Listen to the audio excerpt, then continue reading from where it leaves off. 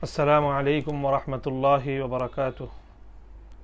الحمد لله رب العالمين والصلاة والسلام على أشرف الأنبياء والمرسلين وعلى آله وأصحابه ومن تبعهم ودعا بدعوتهم إلى يوم الدين أما بعد. সুপ্রিয় দর্শক ও শ্রোতা মণ্ডলী, দেশ ও প্রবাস থেকে যারা আমাদের আজকের এই প্রশ্নোত্তর মূলক অনুষ্ঠান, আমাদের লাইভ প্রোগ্রাম আপনার জিজ্ঞাসায় সংযুক্ত আছেন, সকলকে স্বাগত জানাই দ্বীনি ইলমের এই আসরে এবং সকলকে আহ্বান জানাই ইলমে দ্বীনের এই প্রোগ্রামটিকে সম্প্রচারে আপনাদের ভূমিকা পালন করবেন সেই প্রত্যাশা। প্রিয় দর্শক, প্রতি সপ্তাহের ন্যায় আজও আমরা আপনাদের পক্ষ থেকে যে সকল প্রশ্নগুলো আমাদের নির্ধারিত পোস্টের কমেন্ট বক্সে জমা পড়েছিল, সেই সকল প্রশ্নগুলো থেকে বাছাইকৃত কিছু প্রশ্নের উত্তর নিয়ে হাজির হয়েছি। কোনো ধরনের ভূমিকার আলোচনা ছাড়াই আমি চলে যাচ্ছি আজকে আমাদের আপনার জিজ্ঞাসার 12তম পর্বে। আজকে সর্বপ্রথম যেই প্রশ্নটি আমাদের সম্মুখে আলোচনার জন্য রয়েছে, রাকিবুল হাসান আইডি থেকে কুমিল্লার এক ভাই, তিনি প্রশ্ন করেছেন যে আমাদের মধ্যে অনেকে প্রিয় জিনিস বা প্রিয়জনকে হারিয়ে অথবা কোনো অপ্রত্যাশিত ঘটনার কারণে ডিপ্রেশন, মানসিক দুশ্চিন্তা ও হতাশায় ভোগে। অনেকে নিজেকে অসহায় ভাবে এবং এমত অবস্থায় আত্মহত্যাও করে ফেলে। কোরআন হাদিসের আলোকে এ সম্পর্কে আলোচনা করলে বিশেষভাবে উপকৃত হব। প্রিয় দর্শক, ইতিপূর্বে আমরা এ বিষয়ে কাছাকাছি বিষয়ে প্রশ্নের উত্তর আলোচনা করেছি। প্রথম বিষয় তো হলো যে হতাশা, ডিপ্রেশন এবং মানসিক দুশ্চিন্তা, এ সকল বিষয়ের জন্য সর্বপ্রথম নিজের বিশ্বাস, আকীদা এবং দৃষ্টিভঙ্গিকে পরিশুদ্ধ করা একান্ত জরুরি। ইসলামের মধ্যে তাকদীরের উপর বিশ্বাসকে অত্যাধিক গুরুত্ব প্রদান করা হয়েছে এবং কোরআন এবং হাদিসের অসংখ্য ভাষ্য দ্বারা একথা দ্ব্যর্থহীনভাবে প্রমাণিত যে কোনো ব্যক্তি আকীদায়ে তাকদীর তথা ভালো এবং মন্দ সবকিছুই আল্লাহর পক্ষ থেকে নির্ধারিত। কুল্লা ইউসিবানা ইল্লা মা কাতাবাল্লাহু লানা, আল্লাহ পাক রব্বুল আলামিন আমাদের কপালে যা কিছু রেখেছেন সেটা অবশ্যই আমাদেরকে ভোগ করতে হবে, ভালো অথবা মন্দ, এর ব্যত্যয় হওয়ার কোনো সুযোগ নেই। এবং আল্লাহ পাক রব্বুল আলামিনের উপর ভরসা রাখলে আল্লাহ পাক রব্বুল আলামিন বান্দাকে বিপদ আপদ থেকে মুক্ত করে থাকেন। ইতিহাস, কোরআন এবং হাদিসের মধ্যে অসংখ্য ইতিহাসের উদ্ধৃতি রয়েছে, যার মাধ্যমে দেখা যায় যে আল্লাহর বান্দা যখন আল্লাহর কাছে সাহায্য প্রার্থনা করে তো আল্লাহ রাব্বুল আলামিন বান্দাকে পরিত্রাণ দিয়ে থাকেন এবং আল্লাহ পাক রব্বুল আলামিন বান্দাকে বারবার আহ্বান জানিয়েছেন আল্লাহর দিকে রুজু করার জন্যে।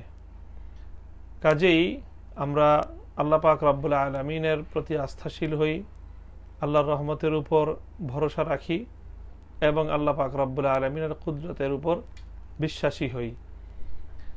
পরকালকে আমরা আমাদের দৃষ্টির সামনে আনি। পরকাল বিশ্বাস, পরকাল এবং আখিরাতের জান্নাত এবং জাহান্নামের যে পরিণাম, সেই পরিণামের প্রকৃত স্মরণ, এটাই মানুষকে তার জাগতিক ডিপ্রেশন থেকে, দুনিয়ার বিভিন্ন দুশ্চিন্তা থেকে একজন মানুষকে পরিত্রাণ দিতে পারে। আমাদের আত্মহত্যার পেছনে যে প্রবণতাটি কাজ করে সেটি হলো মানুষ শুধুমাত্র দুনিয়ার পাওয়া না পাওয়া, দুনিয়ার রাগ এবং ক্ষোভ, পার্থিব এই ক্ষুদ্র জীবনের তার জীবনের হিসাব নিকাশ নিয়েই মানুষ ক্ষান্ত থাকে। আর যখনই তার প্রাপ্তি এবং চাওয়ার মধ্যে বিস্তর ফারাক লক্ষ্য করে, যখনই সে তার জীবনের না পাওয়াগুলোকে, তার জীবনের ক্ষোভ দুঃখ আর যন্ত্রণাগুলোকে সে অনুভব করে, তখনই একজন মানুষের অন্তরের মধ্যে এমন ভুল একটি অনুভূতি জাগ্রত হয় যে আমি আমার এই জীবনকে রেখে লাভ কি। কিন্তু একজন মানুষ যদি প্রকৃত অর্থে পরকালের বিশ্বাসকে তার অন্তরের মধ্যে গ্রথিত রাখত এবং পরকালের বিপরীতে, পরকালের তুলনায় ইহকালের জীবন কত ক্ষুদ্র এবং কতটা সাময়িক এ বিষয়ক বিশ্বাস এবং এ বিষয়ক চিন্তা যদি মানুষের মনের মধ্যে জাগরুক থাকতো, তাহলে কোনো মানুষ কখনোই আত্মহত্যার মতো ভয়াবহ পরিণামের দিকে নিজেকে ঠেলে দিতে পারত না।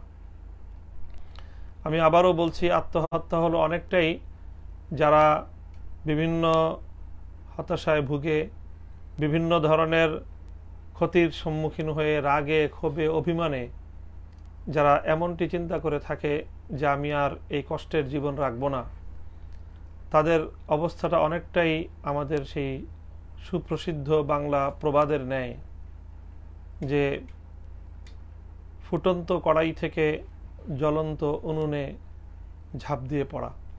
অর্থাৎ আগুনের উত্তাপ থেকে বাঁচবার জন্য, কড়াইয়ের উপরের আগুনের উত্তাপ থেকে বাঁচবার জন্য কেউ যদি কড়াইয়ের নিচের চুলোর আগুনের মধ্যে ঝাঁপিয়ে পড়ে, তাহলে তার যে অবস্থা হবে, যে ব্যক্তি দুনিয়ার সাময়িক দুঃখ কষ্ট থেকে বাঁচবার জন্য নিজের জীবনকে শেষ করে দিয়ে আত্মহত্যার পথ বেছে নেবে, সেও যেন দুনিয়ার সাময়িক কষ্ট থেকে বাঁচবার জন্য আখিরাতের অনন্তকালের দুঃখ কষ্টকে সে বেছে নিল।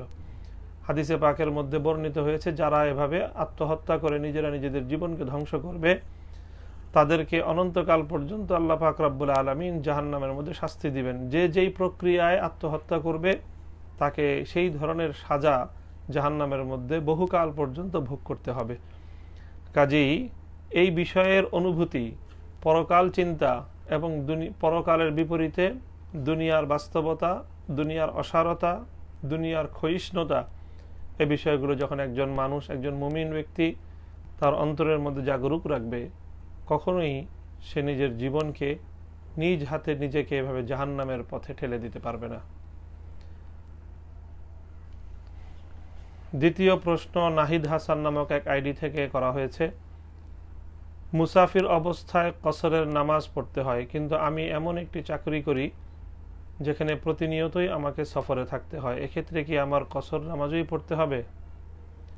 হ্যাঁ ভাই, শরীয়তের মাসালা হলো এমনটি, যদি কোনো ব্যক্তি যদি সফরের অবস্থারত হয়, সফররত অবস্থার অর্থ হলো যে নিজের বাড়ি থেকে বের হয়ে 48 মাইল দূরত্বের কোনো পথ অতিক্রম করবার উদ্দেশ্য নিয়ে যদি সে যাত্রা শুরু করে এবং পথিমধ্যে কোথাও একাধারে 15 দিন পর্যন্ত অবস্থান করার নিয়ত না করে কোনো এক এলাকায়, কোনো এক বসতিতে, তাহলে সে মুসাফির থাকে।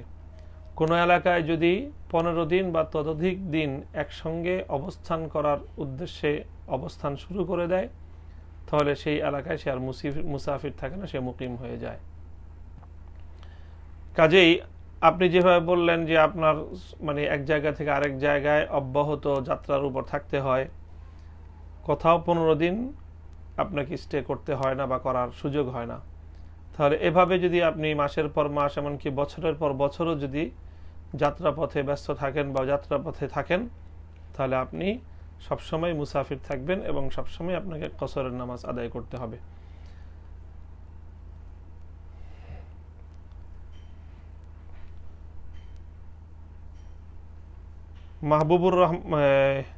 মাবরুর আহমেদ আইডি থেকে প্রশ্ন করা হয়েছে, কোন নবজাতক বা শিশু যদি অমুসলিমের ঘরে জন্ম নেওয়ার পর মৃত্যুবরণ করে, তাহলে তাকে মুসলমানদের কবরে দাফন করা যাবে?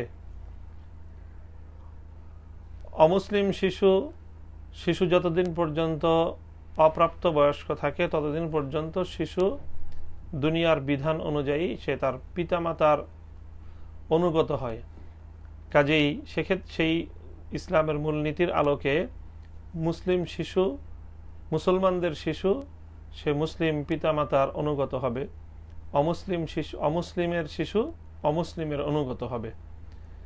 পিতামাতার মধ্য থেকে যে কোনো একজন যদি মুসলিম হয়ে যায়, তাহলে অপ্রাপ্ত বয়স্ক শিশুরা বাবা অথবা মা যে ইসলাম গ্রহণ করবে তার অনুগত হিসাবে তারাও মুসলিম গণ্য হবে। কিন্তু যদি পিতামাতা উভয়ই অমুসলিম থাকে তাহলে সেই শিশু পার্থিব বিধানের আলোকে পিতামাতার অনুগত হিসেবে অমুসলিম গণ্য হবে এবং সে মৃত্যুবরণ করলে তার মৃত্যু পরবর্তী যেই আনুষ্ঠানিকতা বা যে সকল কার্যক্রম রয়েছে সেগুলো অমুসলিমদের মতোই তার সঙ্গে সম্পন্ন করা হবে। সুতরাং এই ধরনের শিশুকে মুসলমানদের কবরস্থানে মুসলিমদের রীতি অনুযায়ী মুসলিমদের মতো করে তাকে কবর দেয়া জায়েজ হবে না। হ্যাঁ, অমুসলিমদের শিশু যারা অপ্রাপ্ত বয়স্ক অবস্থায় মৃত্যুবরণ করবে তাদের পরকালে তাদের কি বিচার হবে সেটি আল্লাহ পাক রব্বুল আলামিন ভালো জানেন। মোহাম্মদ মাজহারুল ইসলাম চুয়াডাঙ্গা থেকে এক ভাই তার এই আইডি থেকে প্রশ্ন করেছেন, আমি যদি কোনো নায়ক নায়িকাকে ফেসবুকে অনুসরণ করি, ফলো করি, লাইক দেই, বাস্তব জীবনে অনুসরণ না করি, তাহলে কি আমার গুনাহ হবে? প্রিয় দর্শক, ফেসবুক এটি কোনো কল্পনার জগৎ নয় অথবা এটি কোনো অবাস্তব কোনো জগৎ নয়। ফেসবুক বলি, টুইটার বলি, ইউটিউব বলি, আজকের যে সামাজিক যোগাযোগ মাধ্যমগুলো এগুলো অত্যন্ত কার্যকর ইফেক্টিভ মাধ্যম এবং এর মাধ্যমে একজন মানুষের কতটা জনপ্রিয়তা, তার কতজন অনুসারী রয়েছে, কারা কারা তাকে অনুসরণ করে, কারা কারা তাকে পছন্দ করে, সব বিষয়গুলো ফুটে ওঠে এবং এগুলো বাস্তব জীবনের একটা আয়নাস্বরূপ।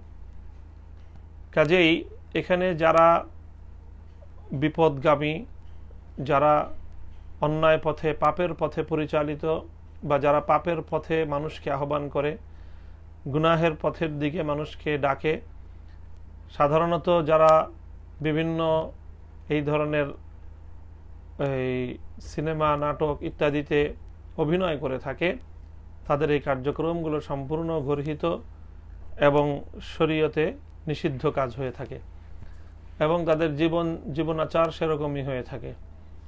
সুতরাং তাদেরকে যদি কেউ, তাদের ফলোয়ার যারা হবে, লাইকার যারা হবে, লাইক মানে তাকে পছন্দ করা, ফলো তাকে অনুসরণকারী হিসাবে নিজের নাম তার ফেসবুক তালিকায় অন্তর্ভুক্ত করা, তো এই জাতীয় কাজ যদি কেউ করে তাহলে তার পরিণাম কি হবে এবং তার বিধান কি হবে, এজন্য আমরা কোরআনে পাকের সূরাতুল ইসরা থেকে ৭১ নম্বর আয়াতটি উদ্ধৃত করতে পারি। আল্লাহ রাব্বুল আলামিন বলছেন, ইয়াউমা নাদউ কুল্লা উনাসিন বিইমামিহিম ফামান উতিয়া কিতাবাহু বিয়ামিনিহি ফাউলাইকা ইয়াকরাউনা কিতাবাহুম ওয়া লা ইউজলামুনা ফাতিলা। আল্লাহ বলছেন, কিয়ামতের দিবসের কথা মানুষকে স্মরণ করিয়ে দিয়ে, ইয়াউমা নাদউ কুল্লা উনাসিন বিইমামিহিম, যে আমি সেদিন প্রত্যেক ব্যক্তিকে ডাকবো বিইমামিহিম, তার অনুসরণীয়র সাথে, অর্থাৎ যে যাকে অনুসরণ করবে আল্লাহ পাক রব্বুল আলামিন তাকে তার সঙ্গেই আহ্বান করবেন, ডাকবেন। কাজেই কাকে নিজের অনুসরণীয় আমি আপনি বানাবো সেটা আমাকে অবশ্যই খুব ভালো করে মনে রাখতে হবে। আমি পৃথিবীতে যাকে অনুসরণীয় বানাবো, কিয়ামতের দিন আল্লাহ পাক যখন তাকে ডাকবেন তো তার সঙ্গে আমাকেও ডাকবেন। এটাই কোরআনে পাকের এই আয়াতের অনেক মুফাসসিরিনদের ব্যাখ্যা, যে কুল্লা উনাসিন বিইমামিহিম, যে প্রত্যেক ব্যক্তিকে তার অনুসরণীয়, যাকে সে অনুসরণ করত, যার অনুসারী সে ছিল, তার সঙ্গে তাকে আল্লাহ পাক ডেকে তার হিসাব কিতাব করবেন। কাজেই আমাদের অনুসরণীয়তে এমন ব্যক্তি হবে আমি যার সঙ্গে কিয়ামতের দিন হাসরের মাঠে উপস্থিত হতে চাই। কাজেই যদি নায়ক নায়িকা কারো কাছে মনে হয় যে হ্যাঁ আমি কিয়ামতের দিন তার সঙ্গে আল্লাহর সাথে উপস্থিত হতে চাই এবং তার এই কার্যক্রমগুলো আমার কার্যক্রমের মতো করে আমি সেখানে উপস্থাপিত হোক, এটা আমি চাই, তাহলে তারা তাদেরকে লাইক বা ফলো করতে পারেন। কিন্তু কাজেই এখানে ফেসবুক জগৎ বা সামাজিক যোগাযোগ মাধ্যম এই সবগুলোই আল্লাহ পাক রব্বুল আলামিন বান্দার হিসাবের মধ্যে আনবেন। আল্লাহ পাক রব্বুল আলামিন তো কোরআনে পাকের মধ্যে স্পষ্ট বিভিন্ন জায়গায় বলেছেন, মা ইয়ালফিজু মিন কওলিন ইল্লা লাদাইহি রাকিবুন আতীদ, মানুষের মুখ দিয়ে কোনো কথা যদি উচ্চারিত হয়, আলামু খাইনাতাল আয়ুন, মানুষ চোখ দিয়ে যদি কোনো কিছু দেখে, হাত দিয়ে যদি কোনো কিছু করে, এই সবগুলোই মানুষের আমলনামার মধ্যে সংগৃহীত হয় এবং সবগুলোরই হিসাব হবে। কাজেই আমি যাকে লাইক করব, যার ফলোয়ার হিসাবে নিজের নাম লিপিবদ্ধ করব, আমাকে স্মরণ রাখতে হবে যে কিয়ামতের দিন আমাকে তার সঙ্গে আল্লাহ পাক রব্বুল আলামিন ডেকে হাসরে একত্রিত করবেন। কাজেই এটা কোনোভাবেই বৈধ হবে না। যারা নিজেদের ফেসবুক টাইমলাইনে অথবা যারা সামাজিক যোগাযোগ মাধ্যমে অশ্লীলতার প্রচার করে, পাপাচারের প্রচার যারা করে, যারা খোদাদ্রোহিতা, শরীয়ত নিষিদ্ধ, হারাম, জেনা, ব্যভিচার, পর্দাহীনতা, অশ্লীলতার যারা আহ্বানকারী, তাদের সেই সকল কাজের সাথে নিজে লাইক করা, তাদেরকে ফলো করা, এটা কোনো মুমিনের জন্য হালাল হবে না, জায়েজ হবে না। ইসমাইল আহমদ নামক আইডি থেকে এক ভাই প্রশ্ন করেছেন, জিলহজ মাসের প্রথম 10 দিনের গুরুত্ব সম্পর্কে একটু বিস্তারিত জানতে চাই। কি কি করা যাবে আর কি কি করা যাবে না, তাছাড়া এ সময়ের আমলগুলোর ফজিলত সম্পর্কে আলোকপাত করলে উপকৃত হব। প্রিয় দর্শক, আজকে আমরা জিলকাদ মাসের 29 তারিখ অতিক্রম করলাম। আজ বাংলাদেশের আকাশে জিলহজের চাঁদ উঠেছে বলে আমরা এখনো সংবাদ পাইনি। যদি চাঁদ উঠে থাকে তাহলে তো আজকে ইতিমধ্যে জিলহজ মাস শুরু হয়ে গিয়েছে। চাঁদ না উঠে থাকলে আগামীকাল জিলকাদের 30 তারিখ আমরা আরও একটি দিন পাব এবং জিলহজ মাস শুরু হতে আমাদের আরও কিছুটা সময় আমাদেরকে অপেক্ষা করতে হবে। তো এই সময়টায় যদি আমরা জেনে নেই যে আমাদের সম্মুখে জিলহজ মাসের যে মাস রয়েছে, জিলহজ মাসের যে 10 দিন রয়েছে, 10 তারিখ রয়েছে, এর গুরুত্ব এবং এর তাৎপর্য সম্পর্কে। প্রিয় দর্শক, কোরআনে পাকের মধ্যে আল্লাহ পাক রব্বুল আলামিন সূরা ওয়াল ফজর যে নাজিল করেছেন, সেই ওয়াল ফজরের মধ্যে আল্লাহ পাক রব্বুল আলামিন শপথ করেছেন ওয়াল ফজরি ওয়া লায়ালিন আশর। আল্লাহ পাক রব্বুল আলামিন যখন কোনো বস্তুর নামে, কোনো জায়গার নামে, কোনো সময়ের নামে শপথ করেন, তো এটা সেই জিনিসের, সেই জায়গার, সেই সময়ের গুরুত্ব এবং তাৎপর্য বোঝায়। আল্লাহ পাক রব্বুল আলামিন প্রভাতের সময়ের কসম খেয়ে শপথ করেছেন, প্রভাতের সময়ের গুরুত্ব বুঝে আসলো। ওয়া লায়ালিন আশর, এবং 10টি দিনের শপথ আল্লাহ পাক করেছেন। সেই 10 দিন হলো অধিকাংশ মুফাসসিরিনদের ব্যাখ্যা অনুযায়ী জিলহজ মাসের প্রথম দশক। জিলহজ মাসের প্রথম 10টি দিন এটি অত্যন্ত গুরুত্বপূর্ণ এবং তাৎপর্যপূর্ণ। হযরতে ইবনে আব্বাস রাদিয়াল্লাহু তাআলা আনহু থেকে একটি বর্ণনা এসেছে সহিহ বুখারী শরীফের মধ্যে। আল্লাহ রাসূল সাল্লাল্লাহু আলাইহি ওয়াসাল্লাম বলেন, মা মিন আইয়ামিন আল আমালুস সালিহু ফিহা আহাব্বু ইলাল্লাহি আযজা ওয়া জাল্লা মিন হাযিল আইয়াম, ইয়ানি আইয়ামুল আশরা। আল্লাহ পাক রব্বুল আলামিনের নিকট জিলহজ মাসের প্রথম 10 দিন নেক আমল করাটা যত বেশি প্রিয়, আর কখনোই আল্লাহ পাকের নিকট নেক আমল করাটা এত বেশি প্রিয় নয়। ক্বালু ইয়া রাসূলুল্লাহ ওয়ালাল জিহাদু ফি সাবিলিল্লাহ, ক্বালা ওয়ালাল জিহাদু ফি সাবিলিল্লাহ। সাহাবায়ে কেরাম প্রশ্ন করলেন, ইয়া রাসূলুল্লাহ, আল্লাহর রাস্তায় যখন বান্দা জিহাদ করে, তো সেই জিহাদের সময়ের আমলও কি এতটা বেশি প্রিয় নয়? আল্লাহর নবী বললেন যে না, জিলহজ মাসের প্রথম 10 দিন নেক আমল করা আল্লাহর কাছে যত বেশি প্রিয়, আল্লাহর পথে জিহাদের রাস্তায়ও নেক আমল অত বেশি প্রিয় নয়। ইল্লা রাজুলুন খারাজা বিনফসিহি ওয়া মালিহি সুম্মা লাম ইয়ারজি মিন যালিকা বিশাই। তবে হ্যাঁ, কোনো ব্যক্তি যদি আল্লাহর পথে জিহাদে নিজের জানমাল নিয়ে রওনা হওয়ার পর সে সেখানে শাহাদাত বরণ করলো এবং তার সমস্ত মালগুলো যা নিয়ে সে বেরিয়েছিল সেই মালটাও আল্লাহর রাস্তায় ব্যয়িত হয়ে গেল, সে ব্যক্তির কথা ভিন্ন। তাহলে এই হাদিস থেকে আমরা স্পষ্ট বুঝছি যে আল্লাহর রাস্তায় জিহাদের জন্য বের হয়ে গেলে সেই আমলটা যত বেশি প্রিয়, তার চেয়েও বেশি আল্লাহর নিকট প্রিয় হলো জিলহজ মাসের 10 তারিখ পর্যন্ত প্রথম 10 দিন নেক আমল করা। এই 10 দিনের নেক আমলের সম্পর্কে রাসূল সাল্লাল্লাহু আলাইহি ওয়াসাল্লামের এই ঘোষণা, এটা আমাদেরকে একথার বার্তা দিচ্ছে যে এই দিনগুলোতে নেক আমল করা কতটা বেশি প্রিয় আল্লাহ পাক রব্বুল আলামিনের নিকট। প্রশ্ন হলো যে এই দিনগুলোতে আমরা কি আমল করব আর কি করব না।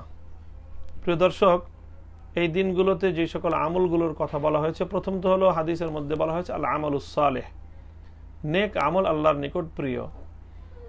তো এই নেক আমল আমরা যেটাই করি, এমনিতেও জিলহজ মাসের প্রথম দশক এমন সময় যে এই সময়ের মধ্যে আল্লাহ পাক রব্বুল আলামিন ইসলামের মৌলিক সবগুলো বিধানের একটা সমন্বয় ঘটিয়ে দিয়েছেন।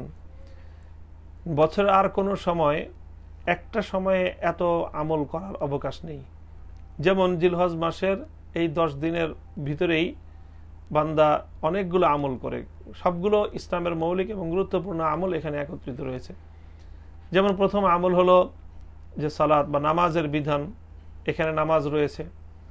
দ্বিতীয় হলো সওম তথা রোজার বিধান। জিলহজ মাসের প্রথম 10 দিনের 9 দিন পর্যন্ত, অর্থাৎ ইয়াউমুন নাহার ঈদের আগের দিন পর্যন্ত 9 দিন পর্যন্ত নফল রোজা রাখা যায়, নফল রোজা রাখা উত্তম। বিশেষ করে ইয়াউমে আরাফাত, জিলহজ মাসের 9 তারিখের রোজা, এটি অনেক বেশি ফজিলতের রোজা। কাজে এই 10 দিনের নামাজও রয়েছে, রোজাও রয়েছে। এই 10 দিনে হজ রয়েছে। 9 তারিখে ইয়াউমে আরাফায় হজের মূল রুকন আদায় করতে হয়। এর আগে মিনায় থাকতে হয়। 10 তারিখে জামরা করতে হয়। তারপরে তাওয়াফে জিয়ারত করা হয়। তারপরে 10 তারিখে নাহার করা হয়। 10 তারিখে উকুফে মুজদালিফা করা হয়।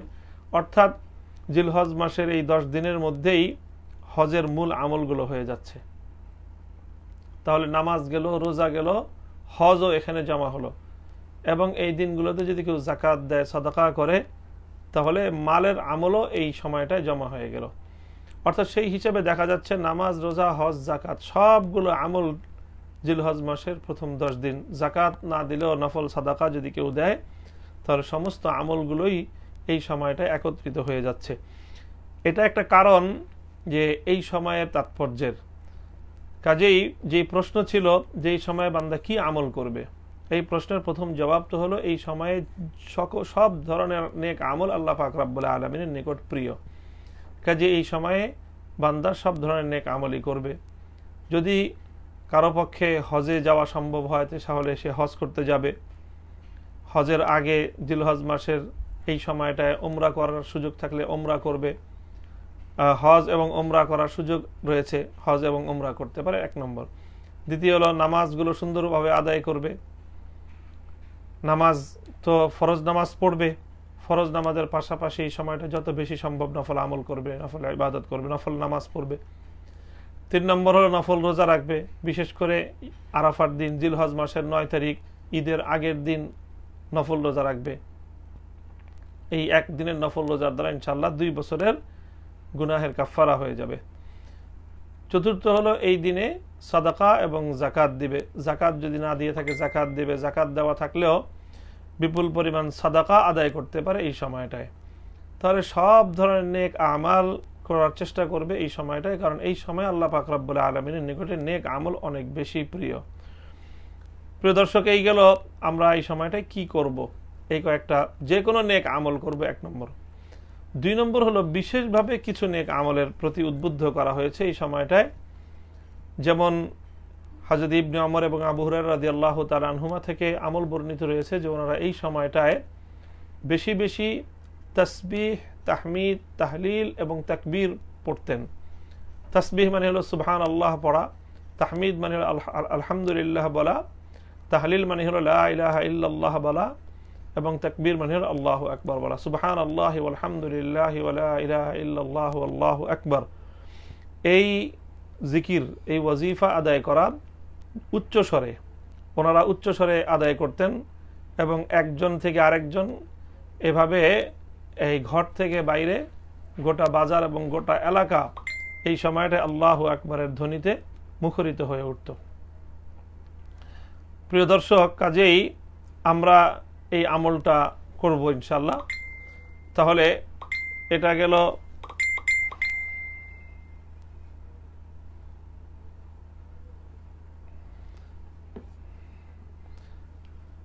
নেক আমলের এই হলো বিশেষ একটা বিষয় যে আমরা এই আমলগুলো করব। একটা হলো যে নফল নামাজ আদায় করব, দ্বিতীয় হলো নফল রোজা রাখবো, বিশেষ করে ইয়াউমে আরাফার রোজা। তৃতীয়ত হলো যে নফল সাদাকা এবং যাকাত দেওয়ার থাকলে যাকাত এবং দান খয়রাত এগুলো করব। হজ এবং উমরা করার সুযোগ থাকলে এগুলো করব। এই আমলগুলো করতে হবে, করা যাবে বা করা উত্তম হবে। এরপরে হলো এই সময়টায় বেশি বেশি তাসবিহ, তাহমিদ, তাহলিল এবং তাকবীর আদায় করা। এটাও আল্লাহ পাক রব্বুল আলামিনের নিকট বিশেষ প্রিয় আমল এই সময়টায়। এরপরে হলো ইয়াউমে আরাফার দিন, অর্থাৎ 9 তারিখ ফজর থেকে নিয়ে শুরু করে ইলা আখির আইয়ামিত তাশরিক, জিলহজ মাসের 13 তারিখ আসর পর্যন্ত তাকবীরে তাশরিক। প্রত্যেক নামাজের পর, প্রত্যেক ফরজ নামাজের পর নারী এবং পুরুষদের জন্য একবার আল্লাহু আকবার আল্লাহু আকবার লা ইলাহা ইল্লাল্লাহু আল্লাহু আকবার আল্লাহু আকবার ওয়ালিল্লাহিল হামদ, এই তাকবীর আদায় করা এটা ওয়াজিব। কাজেই আইয়ামে তাশরিক জিলহজ মাসের 9 থেকে 13 তারিখ পর্যন্ত, 9 তারিখ ফজর থেকে 13 তারিখ আসর পর্যন্ত তাকবীর তাশরিকগুলো পড়তে হবে, এটা পড়া ওয়াজিব। এই হলো জিলহজ মাসের আমল করতে হবে বা করা যাবে এই কাজগুলো। আর যেটা করা যাবে না করা উত্তম সেটা হলো যারা বিশেষ করে কোরবানি করার নিয়ত করেছেন, কোরবানি যারা করবেন, রাসূল সাল্লাল্লাহু আলাইহি ওয়াসাল্লাম ইরশাদ করেছেন যারা কোরবানি আদায় করতে চায়, যারা কোরবানি দিতে চায়, তারা যেন জিলহজের চাঁদ উঠবার পর থেকে তাদের চুল, মোচ, নখ এগুলো ইত্যাদি অবাঞ্ছিত পশম, লোম এগুলো যেন আর কর্তন না করে, এগুলো যেন না কাটে, বরং এই অবস্থায় তারা থাকবে হাত্তা ইউদাহিয়া, কোরবানি করার আগ পর্যন্ত। কোরবানি করার পর তারপর নিজের এই সকল অবাঞ্ছিত পশম, চুল ইত্যাদি, নখটক এগুলো কেটে পরিষ্কার পরিচ্ছন্ন হবে। এইভাবে জিলহজের একেবারে কোরবানি পর্যন্ত থাকবে। আর জিলহজের এই 10 দিনের সবচেয়ে গুরুত্বপূর্ণ আমল হলো কোরবানি করা। মা আমিল ইবনু আদম ইয়াউমান নাহার আফযালা মিন ইহরাকিদ দাম, রাসূল আকরাম সাল্লাল্লাহু আলাইহি ওয়াসাল্লামের হাদিসের মধ্যে বর্ণিত হয়েছে, হযরত আয়েশা রাদিয়াল্লাহু তাআলা আনহার বর্ণনা, জিলহজ মাসের 10 তারিখ ইয়াউমুন নাহারে বান্দা যত আমল করবে তার কোনো আমলই সেই দিনের আমলের মধ্যে আল্লাহর দরবারে রক্ত প্রবাহিত করে কোরবানি দেওয়ার চেয়ে উত্তম কোনো আমল সেদিন হবে না। সুতরাং ইয়াউমুন নাহারে বান্দা অন্য যে কোনো আমলই করুক, তার কোনো আমলই ইয়াউমুন নাহারে কোরবানি দেওয়ার মতো আল্লাহর নিকট প্রিয় হবে না। কাজেই গুরুত্বপূর্ণ আমল হলো কোরবানি করা। তো আমরা কোরবানি করব, তো করণীয় হলো জিলহজ মাসের 10 তারিখ কোরবানি করা, 9 তারিখ ইয়াউমে আরাফার রোজা রাখা, আর এই পূর্ণ সময়টায় যত বেশি নেক আমল করণীয় এগুলো করা সম্ভব হয় সেগুলো করা। আর হলো জিলহজের চাঁদ ওঠার পর থেকে যারা কোরবানি করতে চায় তারা চুল, নখ, অবাঞ্ছিত পশমগুলো এগুলো কর্তন করা থেকে বিরত থাকা। শামীম রেজা এবং জাহিদ খান না জল ঢাকা, শামীম রহমান থেকে এই আইডি থেকে প্রশ্ন করেছেন, পীরের মাজারে গরু, ছাগল ইত্যাদি দেওয়া যাবে কি? না ভাই, পীরের মাজারে গরু, ছাগল ইত্যাদি প্রদান করা এবং ভোগ করা কোনোটি জায়েজ নয়, এগুলো হারাম। এই সকল গর্হিত কাজ থেকে কোথাও কোনো ক্ষেত্রে এগুলি বেদাত হয় এবং কোনো ক্ষেত্রে এটি শিরকের অন্তর্ভুক্ত হয়। এগুলো থেকে আমাদেরকে অবশ্যই বেঁচে থাকতে হবে, পরিহার করে চলতে হবে। মোহাম্মদ ইকরাম হোসেন আইডি থেকে প্রশ্ন করা হয়েছে, কিবলার দিকে পা দিয়ে শোয়া যাবে কি? প্রিয় দর্শক, কোরআনে পাকের মধ্যে আল্লাহ পাক রব্বুল আলামিন ইরশাদ করেছেন, আমান ইউআযযিম শাআইরাল্লাহি ফাইন্নাহা মিন তাকওয়াল কুলুব, আল্লাহর দ্বীনের পরিচায়ক শিআরে দ্বীনকে যে সম্মান করবে এটি হলো তার অন্তরের তাকওয়ার পরিচয়। আল্লাহ পাক রব্বুল আলামিনের দ্বীনের বড় একটি শিআর হলো বাইতুল্লাহ তথা কাবাতুল্লাহ। কাবাতুল্লাহর প্রতি সম্মান প্রদর্শন করা এটি প্রত্যেক মুমিনের দায়িত্ব এবং কর্তব্য। এখন কাবার দিকে কিভাবে সম্মান প্রদর্শন করা হবে? কাবার দিকে, বাইতুল্লাহর দিকে, কিবলার দিকে পা ছড়িয়ে দেওয়া বা এদিকে পা ছড়িয়ে শোয়া, ঘুমানো, এটা কি বাইতুল্লাহর সম্মানের হানি হয় কি না?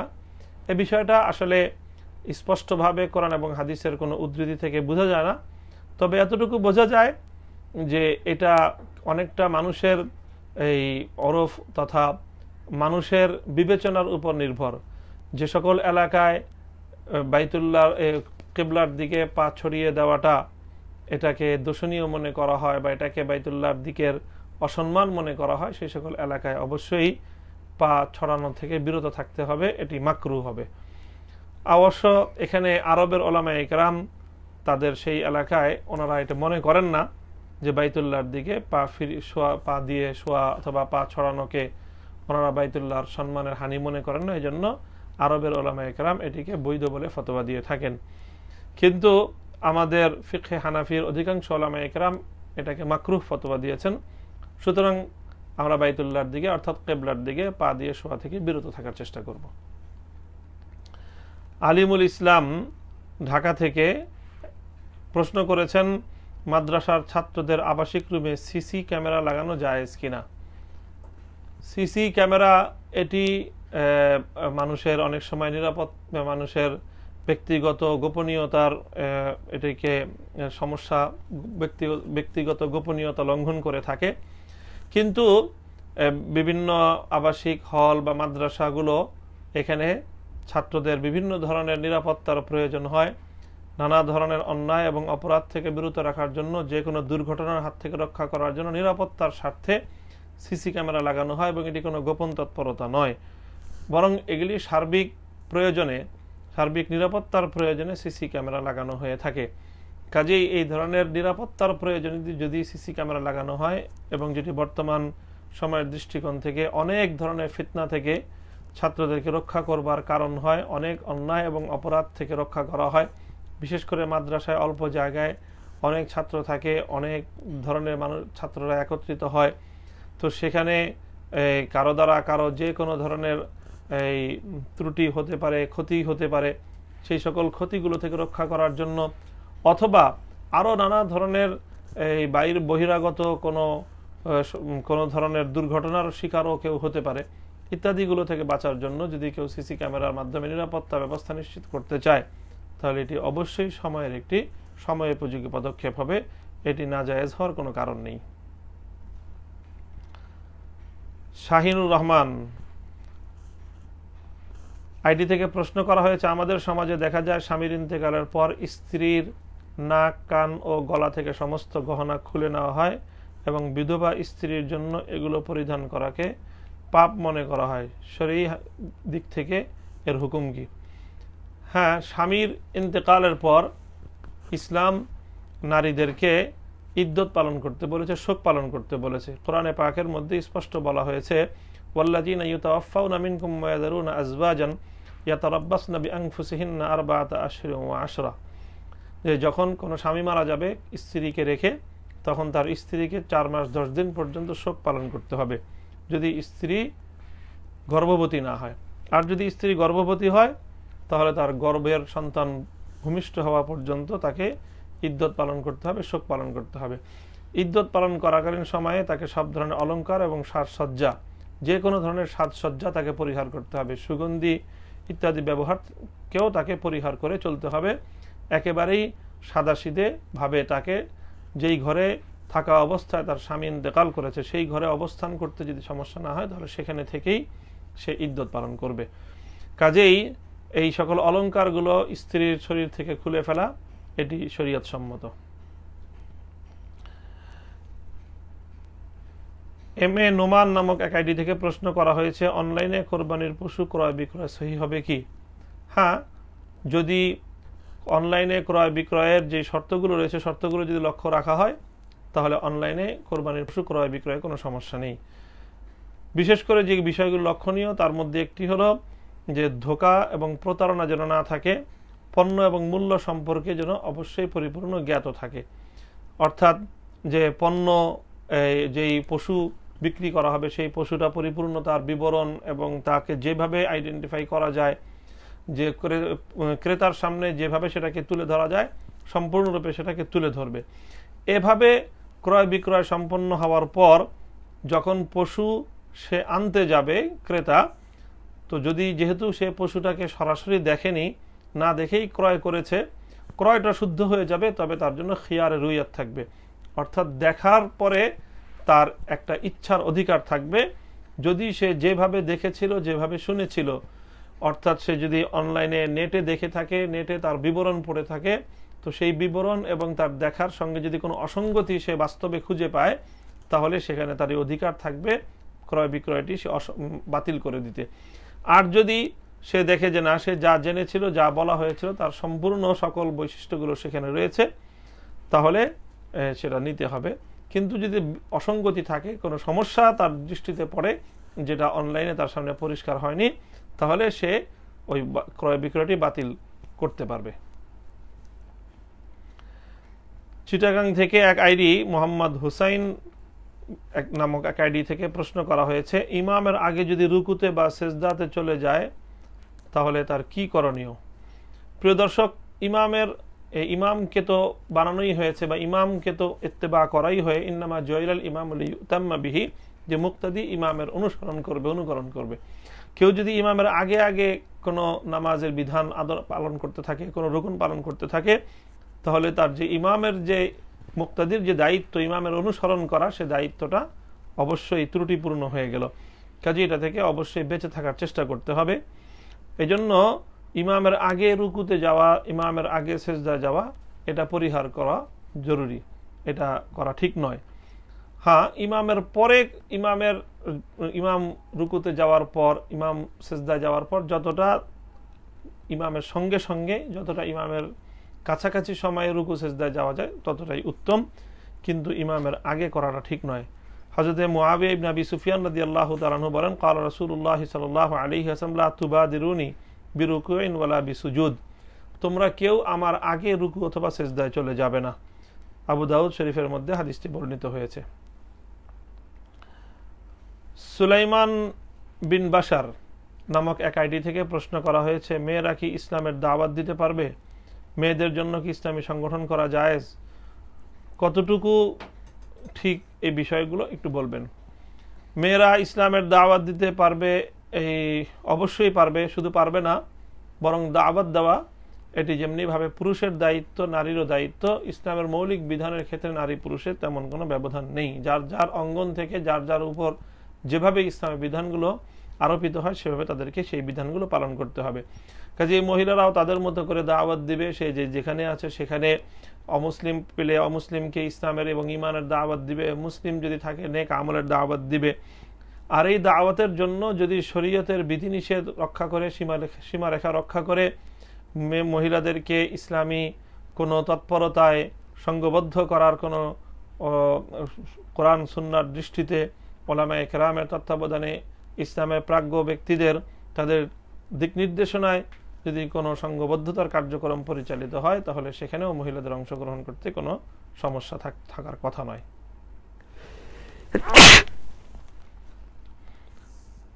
শামীম আহমেদ নামক এক আইডি থেকে প্রশ্ন করা হয়েছে, বাচ্চাদের মায়ের বুকের দুধ খাওয়ানোর শরিয়ার বিধান কি? বাচ্চার বয়স কত বছর পর্যন্ত বুকের দুধ খাওয়ানো যাবে? প্রিয় দর্শক, মায়ের জন্য বাচ্চাকে দুধ পান করানো এটি তার নৈতিকতার দায়িত্বের মধ্যে পড়ে, যেটাকে শরীয়তের মধ্যে দিয়ানাত বলা হয়। যে দিয়ানাতান, মায়ের দায়িত্ব হলো সন্তানকে দুধ পান করানো। তবে কোনো মা যদি সন্তানকে দুধ পান করানো থেকে বিরত থাকে, সে আল্লাহর কাছে এর জন্য জবাব দিবে, তবে দুনিয়াতে কেউ তাকে বাধ্য করতে পারবে না। অর্থাৎ কোনো মা দুনিয়ার বিচারের আদালতে অথবা দুনিয়ার কোনো ব্যক্তির পক্ষ থেকে তার সন্তানকে দুধ পান করাতে সে বাধ্য নয়। কাজেই কোনো নারী যদি তার সন্তানকে দুধ পান না করায়, তাহলে এর জন্য সে কোনো কোথাও জবাবদিহিতার মুখোমুখি তাকে হওয়া লাগবে না। হ্যাঁ, যদি অকারণে যদি তার স্বামী তার সন্তানকে সে অভুক্ত রাখে, সেজন্য তাকে আল্লাহর কাছে জবাব দিতে হবে। সন্তানকে লালন পালন, ভরণ পোষণ দেওয়া এটি হলো তার পিতার দায়িত্ব। কাজেই পিতা যে কোনোভাবে সন্তানকে পালনের ব্যবস্থা করবে। মোহাম্মদ মাসুদ আজহার এক আইডি থেকে প্রশ্ন করা হয়েছে, আমাদের সমাজে কিছু কবিরাজ আছে যাদের কাছে গেলেই বলে তাকে ক্ষতি করা হয়েছে, ওর বিবাহ বন্ধ করে রাখা হয়েছে, ওকে বান মারা হয়েছে, কিন্তু কে করেছে এটা বলতে চায় না, আর বলে এটা কাটতে বা ঠিক করতে এটা দেওয়া লাগবে, সেটা দেওয়া লাগবে, 7 নদীর ঘাটের পানি লাগবে ইত্যাদি বলে। এখন জানার বিষয় হলো, মানুষ কি জিনের বা অন্য কারো মাধ্যমে মানুষের ক্ষতি, বিবাহ বন্ধ বা বান মারতে পারে? যদি পারে তবে এর নিরসন কি কোরআন হাদিসে আছে? সবিস্তারে জানালে উপকৃত হব। প্রিয় দর্শক, জাদু টোনা মানুষের ক্ষয়ক্ষতি করা বিভিন্নভাবে, এটা একেবারেই প্রমাণিত, কোরআন এবং হাদিসের দ্বারা সমর্থিত। আল্লাহ পাক রব্বুল আলামিন কোরআনে পাকের মধ্যে জাদুর উল্লেখ করেছেন, ওয়াত্তাবাউ মা তাতলু শায়াতিন আলা মুলকি সুলাইমান ওয়া মা কাফারা সুলাইমান ওয়ালাকিন্না শায়াতিনা কাফারু ইউআল্লিমুনা আন-নাস আস-সিহর। যে শয়তান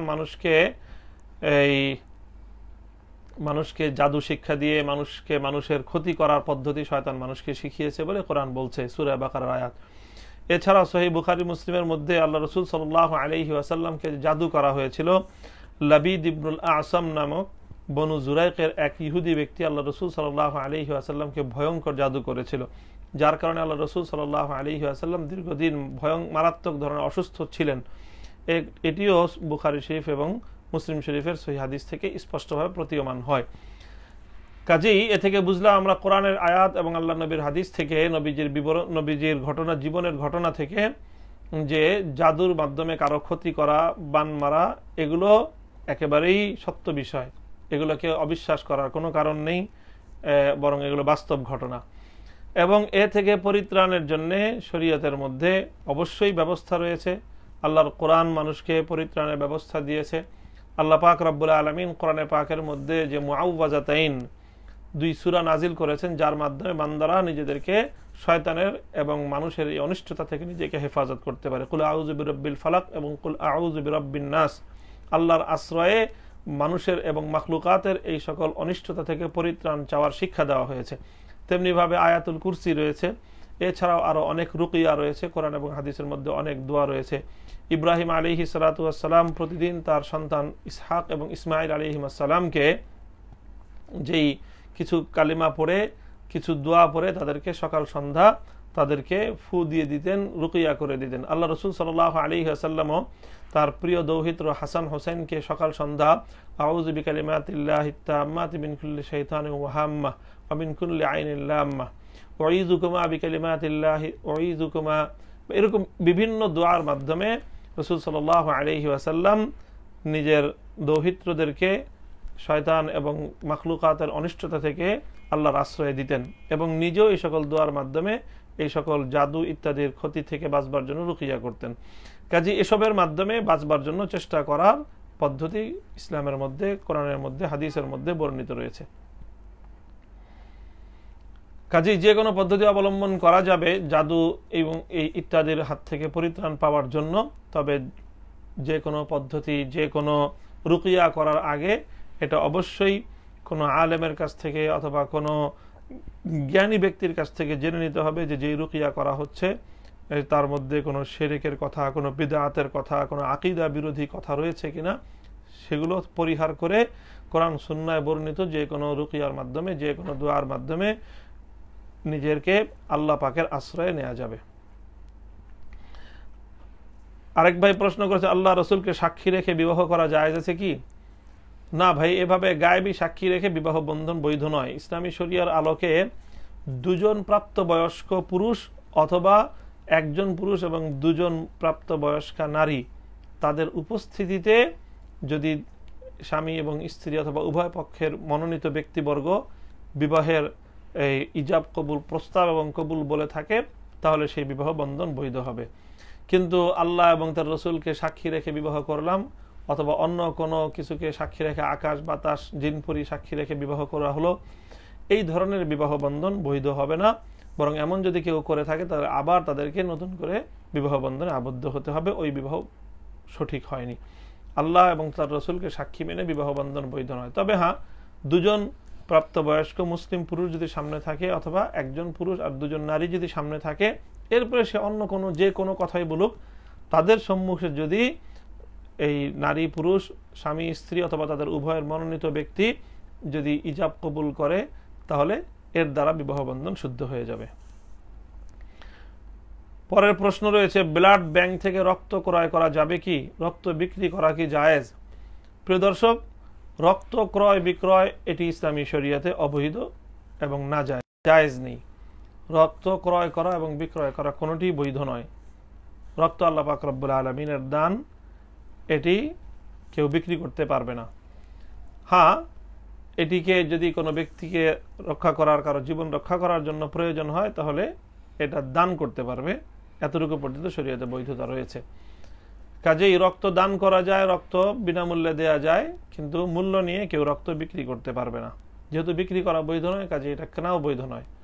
তবে হ্যাঁ, যদি একান্ত রক্তের প্রয়োজন হয়, জীবন রক্ষার প্রয়োজনে যদি রক্ত বিনামূল্যে না পাওয়া যায়, তাহলে সেই ক্ষেত্রে একান্ত বাধ্য হয়ে যদি কেউ রক্ত ক্রয় করে, তাহলে সেই ক্ষেত্রে বাধ্যবাধকতার কারণে তার জন্য রক্ত ক্রয় করা বৈধ হবে, কিন্তু বিক্রয় করা সর্বাবস্থায় এটি হারাম। এরপরে প্রশ্ন হলো, চোরাই মার্কেট থেকে কিছু কেনা যাবে? না ভাই, চোরাই মার্কেট থেকে যদি কেউ জানা থাকে যে জিনিসটা চুরি করা, তাহলে যদি কেউ ক্রয় করে, তাহলে চুরিকারী যে চোর, তার যেমন অপরাধ হবে, যে চুরিকারীর কাছ থেকে কিনলো তারও সমান অপরাধে সে অপরাধী সাব্যস্ত হবে। হযরত আবু হুরায়রা রাদিয়াল্লাহু তাআলা আনহু থেকে এক হাদিসের মধ্যে বর্ণিত হয়েছে, আন নবী সাল্লাল্লাহু আলাইহি ওয়াসাল্লাম আন্নাহু ক্বাল মান ইশতারা সারাকাতান ওয়া হুয়া ইয়ালামু আন্নাহা সারাকাতুন ফাকাদ শারাকা ফি গারিহা ফি আরিহা ওয়া ইসমিহা। কেউ যদি জানে যে চুরি করা হয়েছে অতঃপর যদি সে তার কাছ থেকে এটি কিনে নেয় তাহলে সে তার গুনাহের ক্ষেত্রেও এবং এই দোষের ক্ষেত্রেও ওই ক্রয়কারী চোরের সমপর্যায়ের ভুক্ত হবে। কাজেই চোরাই মার্কেট থেকে যে কোনো জিনিস ক্রয় বিক্রয় থেকে সম্পূর্ণ কেনা থেকে সম্পূর্ণ বিরত থাকতে হবে, এটি স্পষ্ট হারাম। পরবর্তী প্রশ্ন, আমি একজন ব্যবসায়ী, অনেক সময় পরিচিত ক্রেতাগণ আমাদের কাছ থেকে মাল নিয়ে বিলের মধ্যে তার মূল্য বাড়িয়ে লিখতে বলে, যেমন 4000 টাকা বিল হলে 4200 টাকা লিখতে বলে। আমাদেরকে তারা 4000 টাকা দেয় আর কোম্পানি থেকে সেই ভাউচার দেখিয়ে 4200 টাকা নিয়ে নেয়। এই অতিরিক্ত বিল লিখে দেওয়ার জন্য কি আমার গুনাহ হবে? হ্যাঁ, অবশ্যই। এভাবে আপনি যখন বিলের মধ্যে প্রকৃত মূল্যের চেয়ে বেশি মূল্য লিখে দিলেন, আপনি প্রকৃত মালিককে প্রতারিত করলেন এবং আপনি বুঝতে পারছেন যে এই লোক তার মালিকের কাছ থেকে ধোঁকা দিয়ে 200 টাকা চুরি করছে, আপনি চুরিতে তাকে সাহায্য করলেন। আল্লাহ পাক রব্বুল আলামিন কোরআনে পাকের মধ্যে সূরা মায়েদা স্পষ্ট বলেছেন, ওয়ালা তাআবানু আলাল বিররি ওয়াত তাকওয়া, তাআবানু আলাল বিররি ওয়াত তাকওয়া ওয়ালা তাআবানু আলাল ইসমি ওয়াল উদওয়ান। তোমরা নেক কাজে পরস্পরকে সহযোগিতা করো, কোনো গুনাহের কাজে একে অপরকে সাহায্য করবে না, আল্লাহকে ভয় করো। সহিহ বুখারীতে আনাস রাদিয়াল্লাহু তাআলা আনহু থেকে বর্ণিত, ক্বালা সুইলান নবী সাল্লাল্লাহু আলাইহি ওয়াসাল্লাম আনিল কাবায়ের, ক্বালা আল ইশরাকু বিল্লাহ ওয়া হুকুকুল ওয়ালিদাইন ওয়া কাতলুন নাফসি ওয়া শাহাদাতুজ জুর। মিথ্যা সাক্ষ্য দেওয়া, আপনার এই মিথ্যা ভাউচার তৈরি করা এটি একটি মিথ্যা সাক্ষ্যের মতো হচ্ছে এবং মিথ্যা রটনা হচ্ছে। কাজেই এখানে মারাত্মক গুনাহ হবে এবং এই কাজ থেকে অবশ্যই বিরত থাকতে হবে এবং এটি এই নিজেও চুরির কাজে অংশীদারিত্বের নামান্তর হবে। কোনো বড় ব্যক্তি, যেমন কোনো আলেম, প্রতিষ্ঠানের প্রিন্সিপাল, সংগঠনের দায়িত্বশীল, তাদের সম্মানার্থে দাঁড়ানো জায়েজ আছে কি? প্রিয় দর্শক, যদি এমন কোনো ব্যক্তি হয় যে দিনদারির দিক থেকে অথবা দুনিয়ার দিক থেকে সম্মানিত, তবে সে কোনো ফাসেক ফাজের নয়, কোনো জালেম এবং অত্যাচারী নয়, ভালো মানুষ। যদি জানা থাকে যে তার সম্মানে দাঁড়িয়ে গেলে এটা তার ভিতরে কোনো অহংবোধ তৈরি করবে না, তাকে অহংকারী করে তুলবে না, তাহলে এই ধরনের ভালো সৎ মানুষের সম্মানার্থে দাঁড়িয়ে যেতে কোনো অসুবিধা নেই। কিন্তু যদি জানা থাকে যে তার সম্মানার্থে দাঁড়িয়ে গেলে এটা তার মধ্যে একটা অহংবোধ তৈরি করবে, তাকে অহংকারী করে তুলবে, তাহলে সেক্ষেত্রে দাঁড়ানো ঠিক হবে না। পরবর্তী প্রশ্ন হলো, মেয়েদের নাক কান ফুটো করতে কোনো সমস্যা আছে কি? না, এতে কোনো সমস্যা নেই। মেয়েদের অলংকার পরিধানের প্রয়োজনে তারা নাক কান ফুটো করতে পারে, তবে খেয়াল রাখতে হবে, স্মরণ রাখতে হবে, নাক কান ফুটো করলে এই উজু গোসলের সময় এই বিশেষ করে নাক, এটা তো উজুর মুখমণ্ডলের ধৌত করার মধ্যে নাক পড়ে, গোসলের মধ্যে কানের লতি পড়ে, কাজেই সেই সকল ছিদ্রগুলো থাকলে তার ভিতরে গুরুত্বের সাথে পানি পৌঁছানোর প্রতি খেয়াল রাখতে হবে। অনেক সময় সংগঠনের মধ্যে যোগ্য দায়িত্বশীল নির্বাচন করতে প্রস্তাবিত ব্যক্তির ব্যাপারে পরামর্শ সভায় পরামর্শ চাওয়া হয়, তখন তাদের সার্বিক দিক তুলে ধরতে ভালো মন্দ সব বিষয়ে বলতে হয়, এতে কি গীবতের গুনাহ হবে? না, যদি পরামর্শের প্রয়োজনে দায়িত্বশীল নির্বাচনের ক্ষেত্রে, নেতৃত্ব নির্বাচনের ক্ষেত্রে কারো ভালো মন্দের দিক পর্যালোচনার প্রয়োজন হয়, তাহলে সেই ভালো মন্দের দিকগুলো যদি এই নেক উদ্দেশ্যে, সৎ উদ্দেশ্যে, যাতে তার ব্যাপারে সকলে জানতে পারে এবং নেতৃত্ব নির্বাচনের ক্ষেত্রে সকলে যেন একেবারে ভালো মতো বুঝে শুনে নেতৃত্ব নির্বাচন করতে পারে, সহায়ক হিসাবে যদি বলা হয় তাহলে এটি গীবতের অন্তর্ভুক্ত হবে না। তবে হ্যাঁ, যদি কাউকে হেয় প্রতিপন্ন করার উদ্দেশ্যে এটি বলা হয় তাহলে অবশ্যই এটি গীবতের অন্তর্ভুক্ত হয়ে পড়বে। এরপরে প্রশ্ন হলো, পুরুষদের জন্য স্বর্ণের দাঁত ব্যবহার করার বিধান কি? যদি প্রয়োজন হয় তাহলে পুরুষরা দাঁতের মধ্যে স্বর্ণ ব্যবহার করতে পারবে, আর যদি প্রয়োজন না হয় তাহলে স্বর্ণ ব্যবহার না করাই উত্তম। তাকবীর ও তাশরিক কবে পড়তে হয়? মহিলাদের জন্য কি এটা পড়া ওয়াজিব? হ্যাঁ, আমরা আগেও বলেছি মহিলাদের জন্য এটি পড়া ওয়াজিব এবং তাকবীর ও তাশরিক এটি ইয়াউমে আরাফা, জিলহজ মাসের 9 তারিখ সালাতুল ফজর থেকে নিয়ে শুরু করে ইলা আখির আইয়ামিত তাশরিক জিলহজের 13 তারিখ আসরের নামাজ পর্যন্ত প্রতি ফরজ নামাজের পর একবার পুরুষরা উচ্চ স্বরে এবং মহিলারা নিম্ন স্বরে মানে অনুচ্চ স্বরে তাদের জন্য পড়া ওয়াজিব।